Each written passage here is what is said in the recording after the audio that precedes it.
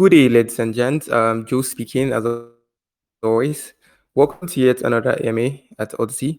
Joining me today would be Sega and Duncan. Hey guys, what's good? I'm good, thank you. Yourselves? I'm fine, superb. So yeah, they're from the team of Lunatics, and they would be representing the project. And yeah, it's definitely going to be a good one. So sit tight, listen, make sure to get all your questions prepared, as we're going to give 30 minutes after the introduction and little briefing to you, the community, to ask your questions. So yeah, could you guys introduce yourselves and tell us more about your project? Yeah, no problem. So my name's Sega. I'm one of the core team members at Lunatics. Duncan's with us as well. He's another core team member. I'll give you a little kind of like a update on the project because we've been around for a little while now, and then maybe we can take some questions later. So the whole Lunatics teams come from all over the world. I was actually joking about this with someone earlier that we just need a member from Antarctica and then we'll cover all 7 continents. So there's actually right now the team's grown to 12 members, and the range of experience and expertise covers all bases that you would need to run a project in a space. The team itself met in the space, and the idea of Lunatics came about due to our own experiences as investors in bad projects that had either been rugged or had been run terribly, or for whatever reason had crashed, just as the case was last year, like Luna. And we felt that we could offer something better. We felt there was enough know-how amongst us to put together a project based around community, honesty and transparency. So yeah, we set out to try and address like all the little pet hates we had as investors, you know, things like wallet to wallet transfers, taxes. We abolished them. We wanted to introduce like layers of security to make investors feel comfortable. So we introduced measures like Multisig wallets. The whole team's doxed. So we've always set out like with nothing to hide, which is quite rare in the space. Like we staked our reputations and knew that we would work tirelessly and always have the holders' interest at heart. And we knew that most people in the space would relate in some way to our story and appreciate what we were trying to do. Yeah, most definitely. It's nice, very nice. So then, Lunatics was born last July. We launched on the BSC network. It was just after the Luna crash, and obviously at that time it was being reported in mainstream press, and there was a lot of hype and talk about the Luna crash. So the idea came about to try and connect with that community and that had been hurt badly, and use the hype around that to kind of get the message across of what we were trying to achieve. So like Luna at the time was kind of left with a big supply that needed burning, and we thought that we could help. And it's been that association with the Luna community, and of course everyone else that's related to our story and joined us, that we were able to achieve all the stuff that we've done in the past 7 months. And it's definitely given us a platform to build from. I mean, going back to when we launched, it was in the middle of probably the longest bear market there was, and there was a lot of turmoil in the space, but it seemed like it was kind of the right time for us. And the response that we got last July when we launched our pre-sale for a little unknown little project. We raised 1100 BNB. There was a lot of hype around the project. Obviously, it was like hot topic, and we had all-time highs of 20 million. Just over 20 million with a starting market cap of 840k. And in all the time that we've been around, we've never dropped below the 2 million mark from launch. So and that's even continued in this continued bear market that we're in. So like we had like an exciting start, and like on our journey, like the achievements that we kind of hit were, you know, we quickly became the top burner of Luna Classic in just a few weeks after launch. Even now, we're only behind Binance and Terra's own on-chain tax. We run our own Terra validator, which allows everyone to stake their Luna Classic on-chain, as well as the responsibility of voting on governance proposals. We are actually on the oversight committee which oversees future plans for the chain. And of course, we've been ready to launch on and take Lunatics onto the Terra chain for quite a while now, but we've been forced to kind of delay that for a while the current chain upgrades are completed. And it's going to be really with that arm of Lunatics that we're going to continue supporting the community and the chain with continued burns. And of course, when the time comes, we can help revitalize the chain with as much utility as we can bring to it. And hopefully that's going to inspire other projects to do the same. So, you know, with regards to our intentions and what we set out to do, we've taken great strides, and what we've already done, and we're going to play an important role in the future of the chain. Yeah, so I mean, all round we kind of help that ecosystem. We buy rewards to give it out to our Lunatic holders. So we buy Luna Classic. We bought quite a lot. We create new holders of Luna Classic just by giving rewards to people, and obviously by burning, we help that ecosystem like threefold. And you can see in our tokenomics that we offer 3% rewards.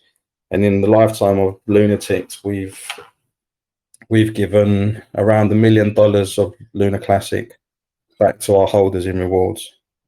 So yeah, we've achieved quite a lot within that ecosystem, and you know, the way we set out to kind of help that community. But moving forward, what I can say is Lunatics has evolved into much more than that now. Obviously, we're a standalone project, and we're in our own right. We obviously have the responsibility to our own holders and the community that we've built, and therefore we've continued to build far beyond Luna. I mean, in the past 7 months, we've created staking pools that our holders benefit from. They get their passive income there. The community has shown great loyalty by staking. I think the figures are over 40% of our supply is staked, which is amazing. And I mean, the large percentage of them tokens that are staked, the majority of them have been locked up for a year. So that in itself is a big vote of confidence back from the community. I mean, what else we had? We created NFTs, a series of NFTs. We successfully sold the first half of them. The second half of the sale is going to be announced soon. Holders of the NFTs, they can stake them. They also receive other benefits like the upcoming ETH airdrop that they're going to receive. We'll also have NFTs on Terra network. We're also going to have them on the Ethereum network as well, and they're all going to combine and be usable in our multi-chain metaverse. And that's a partnership we've created with Exodus Metaverse. And while that's getting developed over the coming months, it's going to play a huge part in our multi-chain activity and help towards generating more revenue for the project. And yeah, moving on to more recently, obviously we've constantly been thinking and deciding the direction that we want to take Lunatics. And we've got our own new utilities coming out soon to be released, and that's going to be our own DEX LuniSwap. We'll have our own Lunatics Wallet, and all of that in the end is going to roll into like a one-stop kind of banking system. So there's going to be like a real world use case for our holders. And obviously that's also going to help towards bringing revenue into the project to sustain it, and also for future development. Yeah, and at this moment, you can buy Lunatics obviously on DEXs, on BSC side, which are PancakeSwap, EverSwap. Obviously after Sunday's launch, after we launch on Ethereum, you'll be able to buy on Uniswap, and we're also currently already on essential exchanges, LBank and Coinin. And a lot of people, investors, they always ask for central exchanges. So we've already kind of ticked the boxes, and obviously we are looking to kind of move on to other exchanges in the near future. So now's kind of the time that we've decided to, with all the utilities that we're prepared to like go cross chain, and we've got our Ethereum pre-sale live at the minute, and that's been running since Monday, and no, actually Sunday afternoon, and it will finish on Friday at 5 p.m. UTC. So that kind of covers everything where we're up to right now. Obviously, we have achieved a lot in the time we've been about, and we've built a really good, solid community. Nice. I see you're a very community driven, and the team seems like they are set on. They are quite obligated towards the community, because I heard you say you gave back $1 million worth of Lunatics, correct? Or Yeah, that's Luna. correct. Yeah. Okay, So on our that's actually quite impressive. I'm yeah, impressed. that's a huge amount to give back. Well, I mean, we always give back. Listen, the whole idea of Lunatics was, we as investors, before we came together, we experienced like not just one bad project, multiple bad projects. So we wanted to create a project where the investors and the holders of the project, the community, were the #1 priority, and we wanted them to feel that. So we are constantly giving back. Obviously, it's set up to get rewards. Like you said, we've given a huge amount of rewards, $1 million worth of LUNC. With the staking platforms that we've created, our community is constantly receiving passive income, and obviously, like, moving on to multi-chains now to grow the brand. And yeah, that's going to long continue. Okay, nice. Now, could you dive into the tokenomics as well as the token metrics and give us like a proper breakdown? And also one more thing, why are the taxes set so high? Okay, well, their taxes to begin with, when we first launched, were 10% buy and sells. Now, the way we've set it up at the minute, only on the DEXs, there's an 8% buy and sell taxes. 3% of that goes back to the community and rewards, like the links we just talked about. 2% goes to marketing and developing. 1% goes to liquidity. 1% goes to our treasury, delegate, and burn. So where we continue, and 1% we burn our own tokens. So it's an automatic Lunatics burn. Now, on our exchanges, it's only 2% tax at the minute, and we're soon to get rid of that. And the reason why I want to get rid of that is, when we first start off, obviously revenue for a project is a huge thing, and obviously we launched as a community token with not much utility to begin with. So obviously the revenue's got to come somewhere. And as a community grows, we've lowered that from 10 to 8. We plan to, obviously, there be 0 tax. So you can, if you want to trade the token with no tax, then it's going to be on the exchanges. If you trade on the DEXs, though, and only people that trade on the DEXs will receive rewards. And in time, obviously, we want to reduce that. And the reason why we've taken the steps now to with our new utilities is all about revenue generation for the project. And all our new utilities will be bringing in revenue for the project. And once that's sustainable, then the taxes will be decreased, and eventually will disappear. Nice. I see you have that in mind. That's a good one. Because when I first saw the tax, I was like, whoa, that's quite high. But now that you've explained it, it makes more sense. Yeah, I mean, the 3% of that automatically comes back to the community anyway. So if you're a holder of Lunatics, you're going to get that back in rewards. And like you said, we've given $1 million back. The rest has all gone into marketing and development, and obviously, well, you probably know that marketing in this space is incredibly expensive. That's why we choose not to really go down that avenue. It's more about word of mouth and what we can create here within the community. And obviously, development, we've spent last 6-7 months choosing the way we wanted to direct Lunatics, and we've created all these new utilities that are all going to be bringing in revenue. And once it's sustainable in the very near future, then we hope to reduce the taxes on the DEX, is like so it's minimal, and eventually do away with them completely. Okay. You said 3% would be going back to the community, correct? Mm-hmm. But would that be specifically to those that bought on DXs? Yeah, so it's exclusive to people that trade on the DEX. So on like I said, on the exchanges, it's 2%, and we're actually in the process of reducing them to 0. So it kind of gives people the option. You can trade on the exchange with no taxes. So if you're just in it to just trade the charts and what have you, then probably the the exchanges are the better way to go. And obviously, we're going to introduce more exchanges down the line.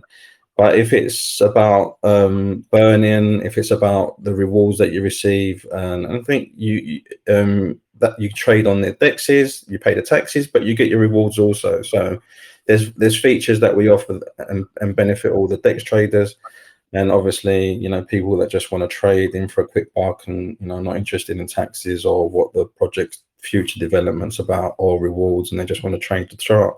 They've got the option to do that on the exchanges. Okay, nice. I love the specificity and the breakdown. Now, could you go into the contracts, KYC, and audits? Tell us a bit about that. Yeah, our contractor Krakovia is probably well known within the space. He does, you know, he's with Trav. He's been with us from the beginning. Both our contracts on the BSC side was audited by Contract Checker. Our ETH audit has been done by Interfi. Once we launch on Terra, and obviously that contract's going to be audited, then we'll do a total Lunatics kind of audit with Certec.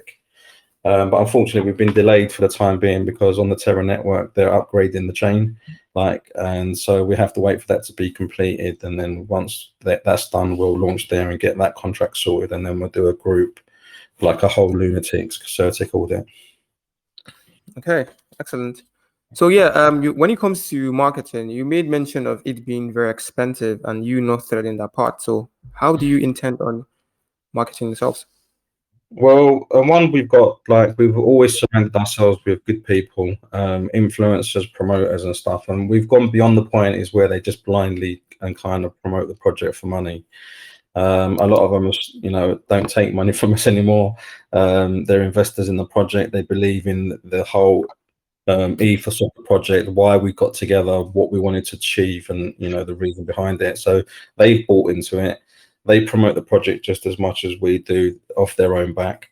We've got Duncan Gray, who's actually a core team member. We've got Matthew Perry, obviously I mentioned Trav before as well. He's a project advisor, and the community itself, because, you know, we've for 7 months now we've done what it said on the tin. We've kept our promises. We've earned their trust, and the community itself. I mean, in any business, whatever walk of life you're in, if word of mouth is the best form of marketing. So that's what we've believed in. That's what we've rolled with. And obviously, we do spend a little bit of money where we can, where we feel it's necessary. But we try, because it's so draining on a project.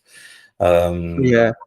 The money that can be asked for to promote in this space is, I mean, it's crazy. So we're very selective. We rather do long-term partnerships, and obviously the community speaks for itself. Oh yeah, it's actually quite ridiculous when it comes to price, as when it comes to like marketing the space, and it seems your trade part is working for you, and I'm glad that works out, and hopefully it gets better with time, and yeah. So also, my attention was drawn to the fact that there was no private funds, private raising funds during your ETH fair launch, unlike on your BSC side where there was a private sale. Why was this part threaded? Was it that you have enough funds to take care of the project itself? Yeah, basically, I mean, obviously when we first started out, it was the funds very limited. It was just an idea. So we were very selective first time around. We selected a really good group of people to invest in the private fund, and I keep saying thank you to them, because they've stuck by the project even after we had really strict selling rules, and they all stuck by them. And it got to the point where obviously the vesting period finished at I think just over Christmas, and they've been free to sell their tokens for a good few months now. And I think 95% of them that are still holding their fallback. So they've really stuck by the project, and we owe them like a big, huge thank you. But yeah, I mean, the projects, we've been very careful with our funds, you know, the way we do things, the way we promote the project, the way we're very selective in where we spend our money. We know that it's very important to stay alive in the space while all this utility is being built. And obviously, once the revenue starts coming from the utility that we've now created, then, you know, not that it will free up more money to burn like crazily, but, it's all about sustainability, and that's why. And yeah, so there's no private round of funding in this round. The project's got enough money to take care of itself, and so everyone's on an even playing field. Nice, nice. So, could you go into details in regards to the bridging as it's being done across ETH, BSC, and Terra, and how is this tied to the success of Lunatics? Yeah, I mean, well, everything that we're doing is geared to be cross-chain. The metaverse is not singly like towards one network. It's cross-network. So the NFTs on Terra, ETH, and BSC will all be able to use in our metaverse. Obviously, we've had the delays with the Terra launch, so it's kind of like been a bump in the road for us because we would have liked to have got that done before we moved to ETH. But that's kind of out of our control. And then obviously once we launch on ETH as well, like our intention is to fully bridge all chains. So there'll be one price. But it's just something we've had to work with because of the delays on Terra. So we're doing it separately, and then once Terra's sorted, then we'll fully bridge the token, and everything is geared towards, with the metaverse and everything with NFTs and staking pools and stuff. It all especially with our decks as well. It's all cross-chain, so yeah, it's all geared to be like usable. Does that mean your NFT would be cross-chain? Because right now it's centered on the BSC space, and that was what I got from your website. And if that's the case, It's the what are plans to metaverse. get into, say, ETH? Yeah, the metaverse partnership that we've got with Exodus is multi-chain metaverse. So the NFTs will be able to be used on the BSC in the metaverse, and so will the ETH NFTs and the Terra NFTs are more kind of item based that you can actually use physically in the metaverse as well. So it's a cross-chain metaverse. So yeah, they're all going to be usable. Okay. Plus, we all know that NFTs on the BSC side is not really getting the publicity it needs, and most projects struggle in making decent sale as to that. So what are your plans to eradicate such problems or get? Well, yeah, the fact that they're usable in our metaverse, whichever network you've purchased NFTs, and they're all going to have a purpose. We've obviously tried to give as much utility to the NFTs as well. So our NFTs are stakeable, so you can stake them on the BSC side at the minute. So that gives you an extra bit of passive income. Like I said, they're going to be usable in the metaverse, and also that we try and give other benefits. We're always giving back to the community, and all those that supported the project early on in purchasing the BSC NFTs. They're receiving a small airdrop from the ETH launch. So we're always giving back. So the more utility you can give and more value, then obviously, it's not just a pretty picture or, I've got an NFT. There's people that have bought have really kind of like had good use from it, and some passive income as well. Exactly. When the utilities keeps coming, it's easier for you to purchase more and sustain it, because then you have what to do with it, not just holding it and just viewing it every day. So it makes sense if the utilities are there, then they can be sold and the project probably make decent profits from there as well, which can be used in any way they deem fit. Yeah, I mean, our community is not stupid. I mean, we're very open with our community, so they know, when you buy an NFT that a percentage of that is obviously going to the project, and that's obviously to sustain the project and for future development. But unlike other projects who kind of like money grab the NFT money to kind of do what they want to do with it, we've always given a large percentage of that back. So to give the incentive for people to want to help, but also, we're in the space to make money and have our own incentives, and we try and do that as much as possible. Nice. And also, you made mention of Exodus partnerships. Could you give us like a brief insight, or let's say in details as to that? Because I actually got very interested when I saw that, and I was hoping you could share more light on that. Yeah, I mean, with the Exodus, it's in a private beta right now. So we can, I think, within our group, you can kind of like experience what the space is about. there's going to be a public beta as well. So then obviously the wider public can use it very soon. And yeah, it's going to be like, I think it was a Real Engine 5. So it's like, I think Johnny, who's more the expert on it, but he would describe it as Fortnite cross. Well, it's got that kind of like that experience in the game, and obviously, look, crypto kind of gaming has never been up to scratch, but now they're using the kind of same technology they use in the real world. Then it's going to be very, very different.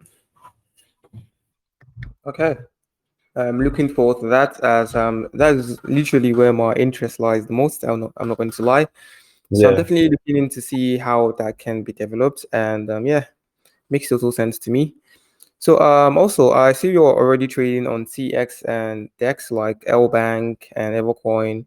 Any Mhm. plans to take that up a notch, or like to improve the level of SEX Tier or one. DX? Yeah, I mean, we're definitely looking to push that kind of central exchange activity. The long term trading kind of health of the project is probably going to have to be on central exchanges. But I think with LBank, we picked a good partner to begin with. And like I said, with the options now, but then obviously moving now across chain, I think, we've already taken the steps. We're already in talks with a number of central exchanges, tier ones, and yeah, so hopefully in the very near future we can start releasing a few names after something's been agreed. Nice. I can't wait for you to get to those tier ones. That would be my prayer for you guys. And yeah, I've heard a lot of stuff about L Bank, and I think they're doing very well. So it's really decent to have that in your pocket. Mm-hmm. Yeah, and also you made mention of a validator, Think Station. Could you tell us about that? As I think it was mentioned in the white paper, if Yeah, I'm I correct. mean, the validator, we've got our own validator on chain. It's called the Lunatics Treasury Validator. It allows our community as well as other people that hold Luna Classic on chain to stake, and they can do that with our validator. They get their staking rewards, and there's a small commission that we dedicate to burning on chain. But that also gives us a hand in, governance proposals. So our community will vote on a proposal, and then our treasury validator will kind of put forward that vote in the actual vote itself. And so that gives us a hand in, the future of the direction the future of the Terra chain is going to take. And obviously, we're also Johnny again. He sits on the oversight committee on our behalf, and they basically oversee any future proposals coming in, their viability, and what's good for the chain. And so we've got a real hand in how the future of that chain is gonna go. And obviously, once we're on chain as well, we're going to help obviously continue really burning with that kind of arm of Lunatics, and obviously bringing as much utility as possible. We want to try and encourage the real revival of the Terra chain is all about utility, so and development. So we need as many projects to go on chain as possible. We're going to be one of the first, and we hope to inspire others to do the same. Excellent. Well, I am rooting for your success, to be honest. And you made mention of Johnny a couple times. I think I would like to meet Johnny myself. It seems he's doing a lot. So Yeah, yeah. he's the tech guy. So I've heard him answer so many questions with regard to the tech side. I hope I live up to his expectations. And but yeah, if I've missed anything, he's the man to speak to in our chat and previous. Yeah, We've done this. you are doing quite well. Not get me Thing. wrong. You're doing quite But he's a real tech yeah, guy, and also and all the yeah. techie. Like he's definitely the man to speak to. But So I'll be he's more of in charge of the technical side of stuff. yeah. Okay, makes sense. Makes sense. Maybe if there's any super technical stuff, we could take that to him. No worries. Okay. So next, one area I find interesting as well when it comes to project like yours, the claim to bring something new, something refreshing, something eyes opening. Could you tell us about the security? Yeah, sure. Obviously, like with all the audits and stuff that's all been done, the project is great in that aspect. But like I said, as an investor, especially in this end of the market, where we initially kind of kicked off, it's not that kind of space where there's a lot of honesty and trust within projects. And like I said, that's how we all came together. So we wanted to try and create as many layers as possible to put people's mind at ease when, obviously we were trying to sell a story, our story. We knew lots of people would relate to that because I'm sure everyone's got their own story of being rugged or being in a project where it's been totally useless and the people behind it have got no idea. And obviously on the bigger scale, like an example like Luna crashing last year. So it can happen to anybody. And so we put as many kind of layers, like we've got like the whole team's docs. So we've never had anything to hide from the beginning. So whole team's docs KYC. We use multiple SIG wallets, multi-sig wallets, which takes care of like the marketing, treasury, and that takes minimum of 5 of us to sign any one transaction. So that obviously anyone that doesn't know about multi-sig wallets, it needs multiple signatures before the transaction is processed. So there's not one person that can kind of like have a bad thought in the middle of the night, decide to get everyone's money and run off with it. It can't happen. So just different things like that. Yeah, it was as much as we can do. The whole project from day one, we're very interactive with the community. The community knows exactly what we're doing, what we're planning. We're kind of like the direction we're going. They're like quite responsive. They throw ideas at us all the time. We're very open to taking that. We've got a huge community and there's some very clever people in the community, and they're always throwing out ideas, and we're happy to take them on board. So the whole transparency of the project and what we've built it on is about honesty and trust. Yeah. There's multiple team members that are always in the chat. My biggest pet hate was when I was in a project and I'd look into the TG and there's no team members, there's no nothing for day on end. And, even if you want to ask something, it doesn't happen. Like in our community, that's what it's all built on. So yeah, the layers of like security, as much as we can make people feel at ease in investing in the project, we've done everything we can. Yeah, I'm quite happy with the amount of thoughts put into security, as it's a very, very huge section, because we all know the issue that happened with Luna, and people are a little bit skeptical as to where they put their money.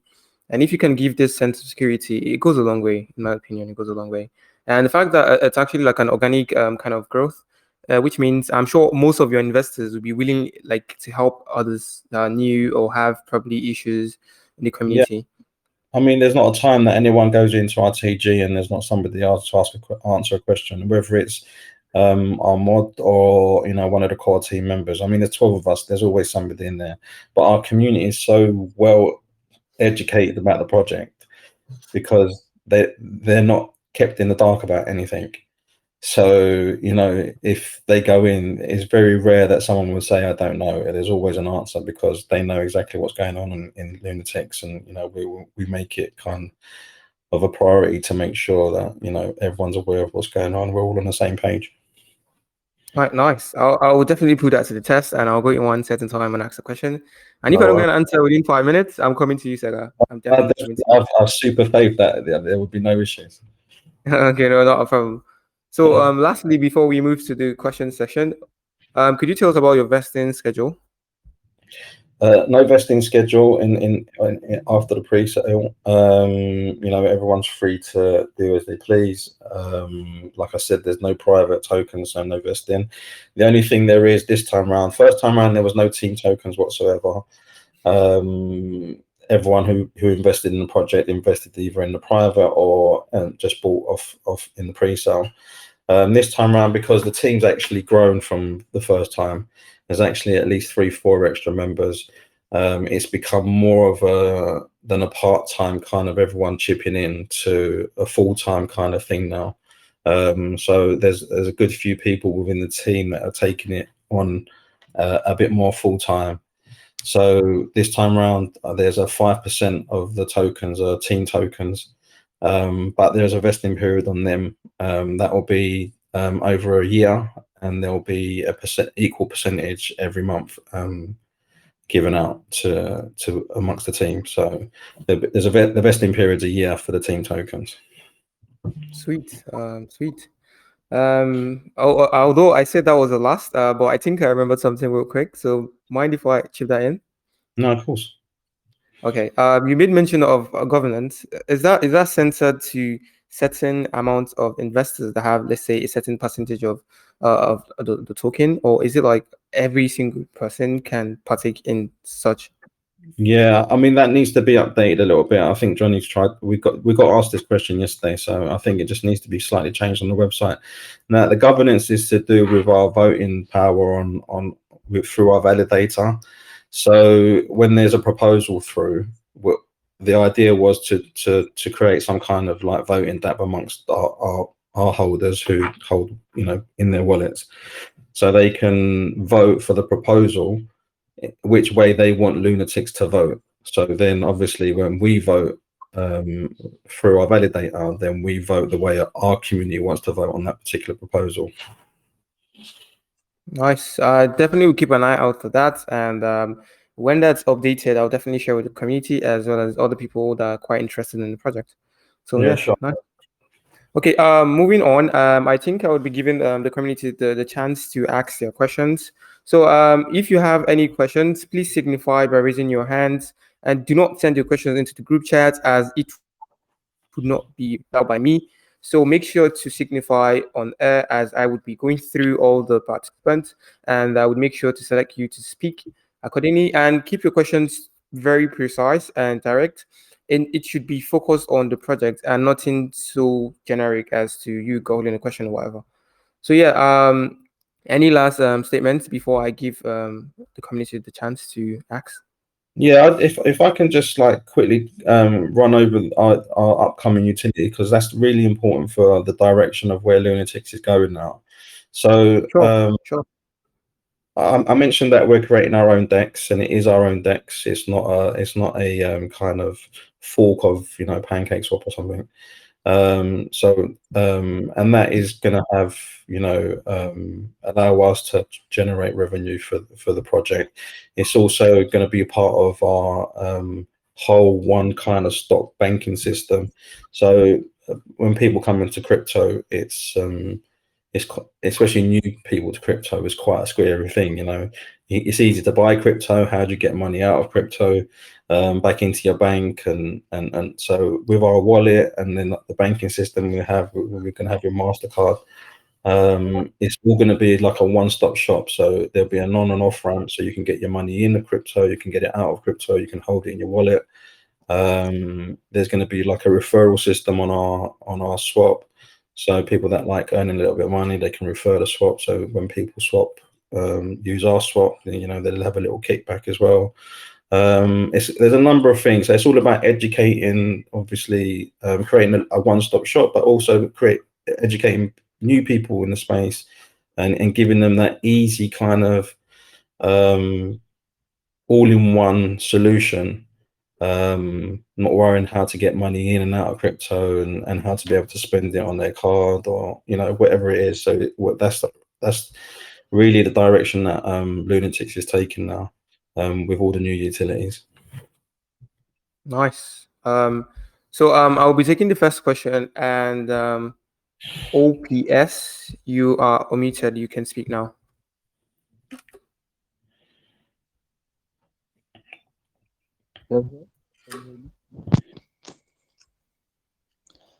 Okay. My question: how you consider creating actual collectible cards featuring the same design as your NFTs?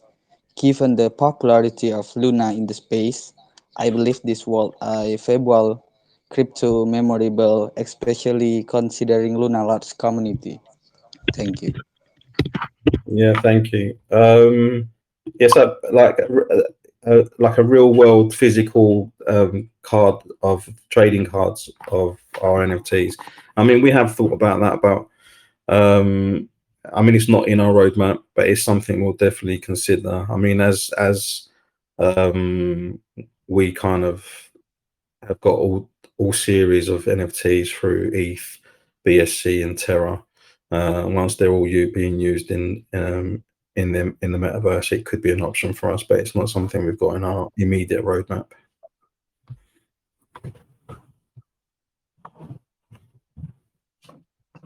Okay, thank you for that, old PS. Tommy, you can speak now. Tommy. Hey, what's up, guys? Can you hear me? Yeah, Yep. sure. Okay. Awesome. Thanks you for my question about the audit report. I mean, it mentioned that the initial fees for Lunatics will be set at 98%. And can you elaborate on the thought process behind this decision? And are there any potential risks that it presents? Sorry, are you talking about the trade, like the buy and sell tax, or? I guess so, because it was like a red note on the audit report for your BSC audit report.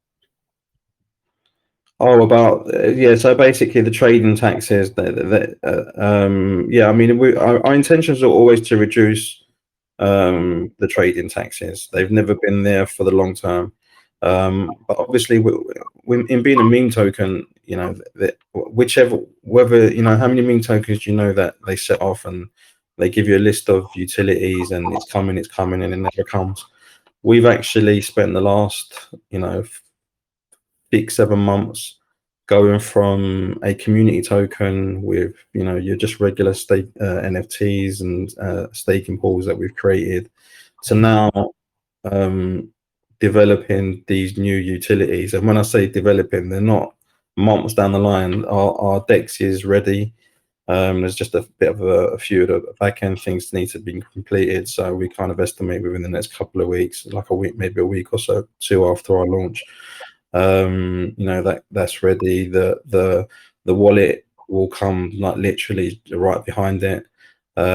So the money that we've raised through the buy and sell tax is obviously to sustain the project in the meantime, sustain development, and it's always our intentions to reduce the taxes over time once the project becomes sustainable with its own generation of revenue. Then there will be no need to have them taxes, and it's always our intentions to get rid of them. Yeah, sure, it's great. But my main point was about the initial fees, which is 98%. I know why is it? I understand. Sorry, that was just a feature that they've put into. It was like a bot. You know, when you launch immediately off launch, and and like your launch is kind of like attacked by bots. You know, that 98% was literally for the first couple of blocks, and then it disappeared. And they can't be increased. I think at the minute, I think it's past 15%. No, actually 25% is the max, but we've never obviously ever done that. But the 98% tax was just for the first 2 blocks when the contract got launched. Thanks for clarifying, man. Thank you, man. Yeah, thank you. There was just anti-bot measures. I apologize for going off on the other direction. Yeah, they were just anti-bot measures for literally the first couple of blocks. Well, that was a very good one from Tommy. Thank you very much, Tommy. Moving on, Smokey, you can speak now. Smokey, you're unmuted. Hello guys, can you hear me? Yeah, sure. Loud and clear. Okay, thank you so much for picking me up. My question is, I don't know you mentioned it earlier or no, but about the fair launch, I see that 51% of total raised funds will be added to LP. May I know what will happen to the other 49% of those funds? Yeah, sure. I mean, they go to the project. Obviously, some will obviously feed staking pools, and some will feed marketing, and some will feed future development. Our staking, our LPs on both sides at the minute will be very healthy. I mean, I think on the BSC side, I think we've got maybe 12-13% LP, which is, you know, a strong pull. And I think when we set off eventually after our pre-launches, our pre-sales finished, we should be around like the 10% mark as well. So, I mean, most healthy LP pools are 10% plus. So we've always had a very, very, very strong LP pool. We've even added to it at some points as well. We've thrown in extra. Awesome, guys. Thank you so much, Sagat. Thank you, guys. Thank you, Smokey. That was also a good one. Moving on. Dave and Cole, you can speak now. Hello, brother. Am I audible? Yeah, sure, you are. All right. So I just have a question about the NFTs that are available now. So I see that on the roadmap you will later be releasing a play to earn game. So if we buy those NFT now, can we use it for the play to earn game later in the future? Yeah, I mean, they're all our NFTs are designed to be. I mean, it's not a physical. We're not creating a game, but in our metaverse, they're all going to be usable. There's going to be games playable within that metaverse. The activities that you can take part in. You know, all sorts of things. So every NFT that we're releasing and every series is interactive within that metaverse. All right. And any plans for bringing out your own marketplace? Talked about it, but our roadmap is pretty full for the time being. The direction that we're gaining with the one-stop kind of banking system, there's going to be borrow lending, like I said, our own Lunatics Mastercard, the on and off ramp to get your money in and out of crypto, plus obviously with the DEX and our wallet, you know. There are immediate things. We have got other plans in the distant future, but you know, for the foreseeable, you know, next 2 Qs, then you know that's where we're going to be. Yeah, I saw the roadmap. I saw the great features you're bringing out. Thank you. Thank you, mate. Thank you, Dave. Moving on. Morning Star, you can speak now. Hello, can you hear me, guys? Yeah. Yeah, sure. Okay, great. So, basically, I saw an interesting feature which I don't really know if it was emphasized on or talked about. So, that is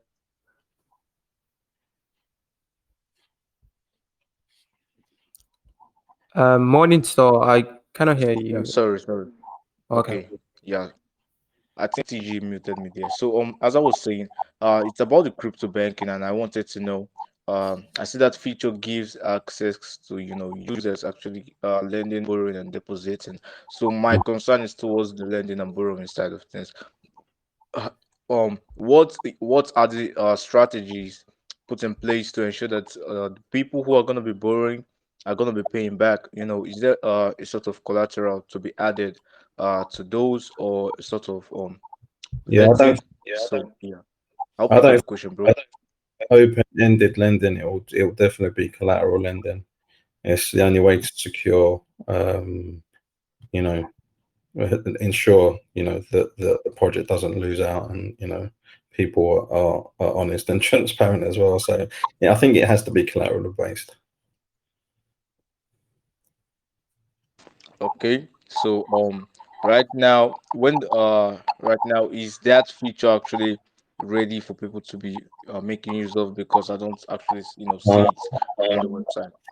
so right now, what is ready is our decks, bar a few kind of back end things. So we believe within a couple of weeks, that's ready to go. The wallet will be ready at the same time as well. And obviously the banking system is kind of in development, and then obviously there'll be a testing period to make sure there's no kind of bugs and what have you. So I think probably the full banking system probably be like Q3 later on in the year. But yeah, then obviously we'll partner up with MasterCard and having your own kind of literally bank account as well, so your own IBANs, and so you'll be able to have the full benefits of a bank account kind of in crypto. Yeah, mate. I understand. That isn't really functional, so I'm gonna step aside. My last question is gonna be about the ambassadorship. So I saw that right now you have about 2 ambassadors. So I was thinking, what does it take to become an ambassador, and what are the benefits to the in both sides? That's to the individual and to the ecosystem as a whole. Yeah, I mean, obviously with Duncan being part of the core team, I mean, he's been a huge help from the beginning. Obviously, using his influence to kind of help push the project. This is a kind of, but he's also a part of the team, so it works both ways. We've obviously enjoyed the benefit of having someone like him on board, but he's also worked extremely hard for the project. An ambassador kind of thing, an ambassador program, I wouldn't exactly call it an ambassador program. What we've done is just when people have shown that they kind of love the project, they support the project, and they're kind of doing stuff off their own back, and within their own space with their own following, like Matthew Perry has done from the beginning. I mean, he probably pumps out 2 or 3 videos a week without us even asking him to do anything. He loves the project. He loves the idea behind it. So, we kind of gave them titles, and we're happy to give more people, once we've always surrounded ourselves with good people. So the more people that come into the project and have got that kind of access to a community or their own following, and they can help us in any way, and they really support the project and believe in what we're doing, then we're happy to call them a Lunatics ambassador. Yeah, I mean, I'd just like to add to that. I mean, I don't see myself as an ambassador. I mean, I've been, Sega and I going out back for a long time, and this project is something which everybody is passionate about, and so there's something that we all want to support. So I don't see this as an ambassadorship. I see this as something which will benefit both the team and the community. So that's why I'm a part of this core team. Yeah, thanks, guys, and thanks, Joe Flo, for giving me the mic. You're a great host, and it was nice, having my questions answered. I'll be in your Telegram. Great work, guys. Thank you, mate. Thank you. Yeah, thank you very much. And finally, we had Duncan speak. I'm quite excited. I was wondering, when are you going to speak, man? But the problem is that Sega is so passionate about this project that it's difficult to get a word in edgeways. He's just bloody non-stop. I'm muting. I can see that. I can see that. I love the team dynamics, and when you have passion for a project, it only means one stuff. It means you all have the drive and the tenacity to keep pushing. And I'm happy I can see that from Sega and yourself. And yeah, thankful you spoke. Yeah. I mean, we are passionate. I mean, this is something that we really believe in. This is something that we've been working on for well over a year now, and we launched 7 months ago, and this is something which is progressing, something which is effectively never ending. I mean, there are so many possibilities for this project, and we will keep working on those, and to produce something which will benefit all of us. Yeah, can't wait. So moving on to the next question. Solomon, you can speak now. You're unmuted. Solomon. Okay. Everybody. Hiya. Yeah, can you guys hear me? Yeah. Yeah, loud and clear. Okay, so you've actually presented the project very well, and it's very nice. Dished out a lot of information, but I just want to get some things clear so that I'll be able to ask my question from my end. Because I think so far you've been actually to prove to us that your project claim to be an hyper deflationary token kind of a project, which means you guys will that the token supply will decrease over time due to various mechanisms such as token burning, buybacks, and so. Is that what, or am I really clear? Is that what it means? Yeah. So So far, we've got an automatic burn of our own token. So on each each transaction, 1% of the supply gets burnt. We're actually on the BSC side right now. We've burnt, it's 100 billion supply, total supply, and we've actually burnt 12 billion tokens, and they're in the dead wallet, never to be seen again. When we launch on Ethereum, obviously we want to keep everything the same. So when it comes around to bridging, and we will be burning the exact amount that's been burnt on the BSC side so far, and then continue with every transaction to continue burning. okay, that's very nice. You've actually, to some extent, I actually wanted asking how you guys actually work that out, but you've, told us the amount you guys have won, or you guys are actually working on right now. But now there's another thing regarding the high deflationary mechanism. Is I was actually thinking now, if you guys are actually doing that, how long or what's the expected rate of this deflation over time being you guys are holding or tending to push this project? Like how? What's the expected rate for this to keep going on and on and on? Because it means a lot.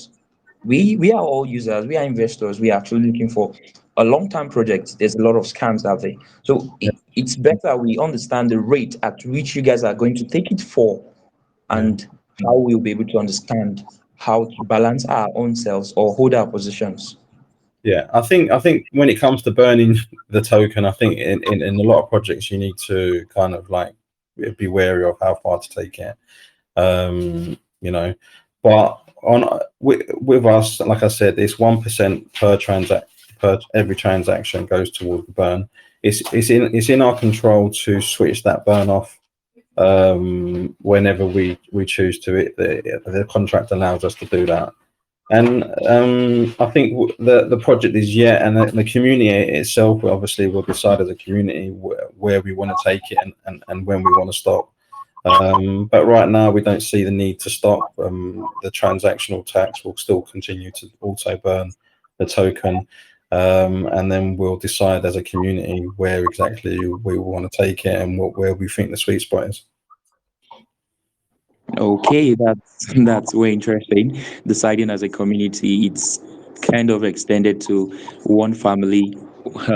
That's very nice. Sorry, Joe, please, can I still go on with one additional question? Wow, Sega, what do you think? Yeah, sure, mate. I don't mind. Of course. Okay, thank you. Go ahead. Regarding the projects per se, or should I say, Luna token, where it's been last Lunatic token, how you guys are actually running your deployment, or where you guys are actually deploying the project so far. So now the question is, I actually want to know how long, like, what's the intensity that, or the longevity that shows that this deployment is going to last over time, and is there any plans that you guys are going to be switching or crossing over to a different kind of phase? Well, I think, obviously, when we set out, our intentions was to help the Luna community. I mean, the whole name kind of is based around that, and obviously, without being just Luna, obviously, we end up being a Lunatic to be more as an open brand. But I think what we've achieved so far, I mean, we've burnt over 2 billion tokens. Like I said, we're the number 3 burner. We was the number 1 before Binance got involved, and obviously on chain. We're not stopping continuing to help that community, but the way we're going to do it is continue doing it through the arm that is on chain. So our intention is to always help Luna. There's always going to be a percentage that goes towards that, and continue to do that. But we've developed this project. We've got to prioritize, like I said before, our own holders as well. We're a standalone project in itself, so we're developing much more than that. Where our utility is based around building Lunatics as an individual project, and our arm on the Terra chain will continue to to burn. And obviously we've got a big hand in where the actual future of the Terra chain goes. So I mean, as far as changing direction or kind of, I think that's not going to be the case. You know, we will always be a part of that Luna community. But you know, obviously we're building our own project with its own utilities, and you know, we feel that in every kind of way that our holders are going to benefit.